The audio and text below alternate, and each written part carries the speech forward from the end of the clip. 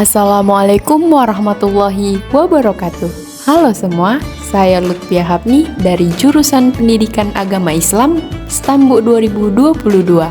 Saya berasal dari Universitas Islam Negeri Sumatera Utara.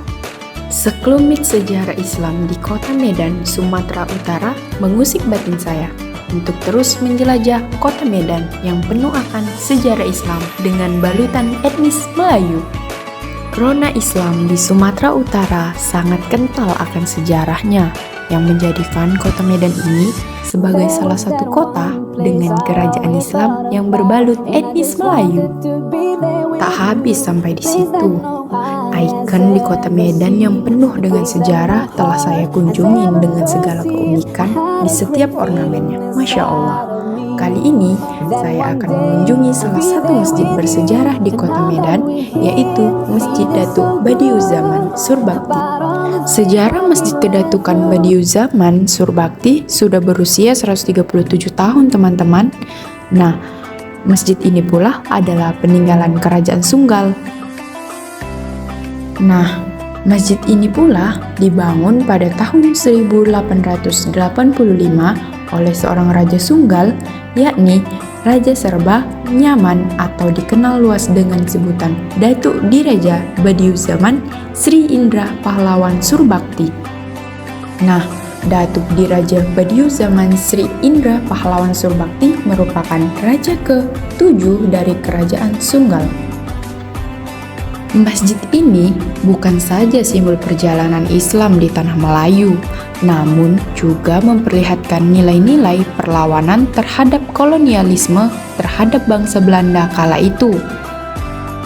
Badiuzzzaman adalah salah seorang raja yang memimpin Perang Sunggal yang terjadi antara 1872 sampai dengan 1895. Nah, perang itu adalah salah satu perang paling lama yang melibatkan antara Kerajaan Sunggal dengan Belanda yang terletak di Jalan PDAM Sunggal, Kecamatan Sunggal yang berdampingan dengan instalasi PDAM Tirtanadi.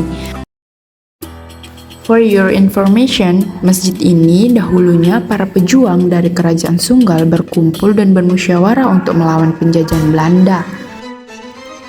Nah, konon katanya pembangunan Masjid Kedatukan Sunggal ini itu sama dengan pembangunan Candi Borobudur yang menggunakan ribuan putih telur sebagai perekat material bangunan ini. Wah, sangat unik ya teman-teman. Nah, kalau dari cerita yang turun dari generasi ke generasi itu, Indra menyebutkan ketika itu Belanda melarang pengiriman semen ke daerah Sunggal yang tak henti-hentinya memberikan perlawanan terhadapnya. Karena perlawanan itulah, Badiuzzzaman kemudian dihukum dan harus menjalani pengasingan ke Jawa Barat. Di balik semua tragedi yang dialami oleh Badiuzzzaman terhadap pengasingan ia ke Jawa Barat, nah, sampai akhir hayatnya Badiuzzzaman tidak pernah kembali ke Kerajaan Sunggal karena tidak ingin menyerah terhadap Belanda.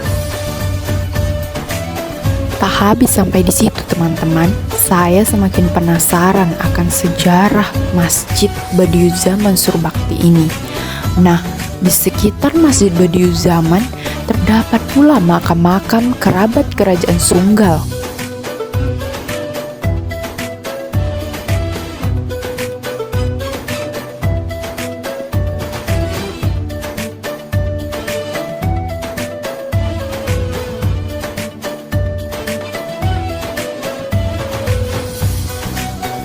Di sana juga terdapat prasasti yang terukir sejumlah nama seperti Datuk Abdul Jalil, Datuk M. Dini, Datuk Solong Barat, Datuk Badiuzzzaman, dan Datuk M. Bahar.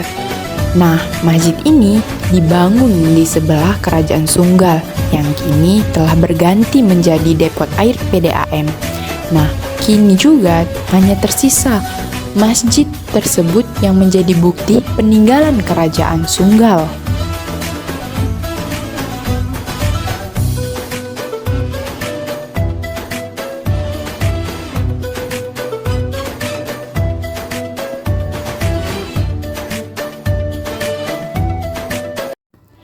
Di balik keunikan dari masjid tersebut, ada juga cerita yang menarik saya untuk menelusurinya lebih lanjut,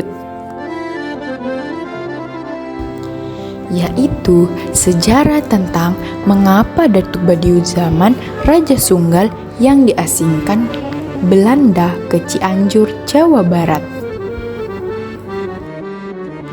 Nah, kali ini saya akan menceritakan tentang Datuk Badiuzzamanan Raja Sunggal yang diasingkan Belanda ke Cianjur. Datuk Badiuzzamanan Surbakti lahir pada tahun 1845 di Sunggal, Kecamatan Medan Sunggal. Ia merupakan putra Raja Sunggal pada masa itu, yakni Datuk Abdullah Ahmad Sri Indra Pahlawan Surbakti, dengan seorang perempuan yang bernama Tengku Kemala Inasun Bohoruk. Datuk Badiuzzamanan ini memperistri seorang perempuan bernama Ajang Olong Besar Hamparan Perak. Dari hasil perkawinan tersebut lahirlah 5 putra dan 2 putri. Putra-putri tersebut antara lain Datuk Muhammad Mahir Surbakti, Datuk Muhammad Lazim Surbakti, Datuk Muhammad Darus Surbakti, Datuk Alang Muhammad Bahar Surbakti, Datuk Muhammad Alip, dan Amah Surbakti dan Ajang Ngah Haji Surbakti. Karena memiliki rasa keingintahuannya yang sangat besar, semasa hidupnya Datuk Badiuzzamanan belajar kepada siapa saja dan kemana saja demi menempuh ilmu yang dia ingin pelajari. Saat menuntut ilmu, Datuk Badiuzzamanan belajar bahasa Melayu pada guru kerajaan di Sunggal. Kemudian, mendalami ilmu agama Islam di berbagai tempat seperti di daerah Sunggal, Aceh, dan lainnya. Datuk Badiuzzamanan juga menguasai bahasa Arab dan ilmu tauhid serta hukum syariat Islam. Salah satu gurunya adalah Syekh Maulana Mukhtar, yaitu penasihat spiritual kerajaan Sunggal zaman Datuk Abdullah Ahmad Sri Indra Pahlawan Surbakti. Selain itu teman-teman, sebagai putra seorang penguasa tanah Sunggal, ia sangat tekun mempelajari adat istiadat Karo atau Melayu di daerah Sunggal, Jejabi, Kinangkung, dan Desa Gajah di bawah bimbingan tokoh-tokoh adat Melayu dan Karo, yang sebagian merupakan keturunan dari Ator Surbakti dan Adir Surbakti. Nah, lebih dari 23 tahun lamanya, Datuk Badiuzzamanan melakukan perjuangan melawan Belanda yang merebut tanah perkebunan rakyat Sunggal untuk dijadikan perkebunan tembakau. Dan ketika berumur 26 tahun, Datuk Badiuzzamanan bersama-sama dengan pejuang lainnya berhasil mempersatukan masyarakat Sunggal, masyarakat Gayo, dan Aceh untuk melawan Belanda. Dan mirisnya, ia juga harus berhadapan dengan suku bangsa sendiri, yakni Deli dan Langkat yang memihak kepada Belanda. Dan pada saat itu, ia merasa kewalahan. Pada tahun 1895, Belanda menawarkan perdamaian pada Datuk Badiuzzamanan dan mengundangnya ke Batavia. Tanpa rasa curiga, Datuk Badiuzzamanan datang ke Batavia bersama adiknya Datul Along Muhammad Bahar serta ajudannya. Namun sayang seribu sayang, sesampainya di Batavia, Datuk Badiuzzamanan dan adiknya malah dihina dan disuruh bersujud di kaki pemimpin Belanda. Tentu saja hal itu ditolak mentah-mentah.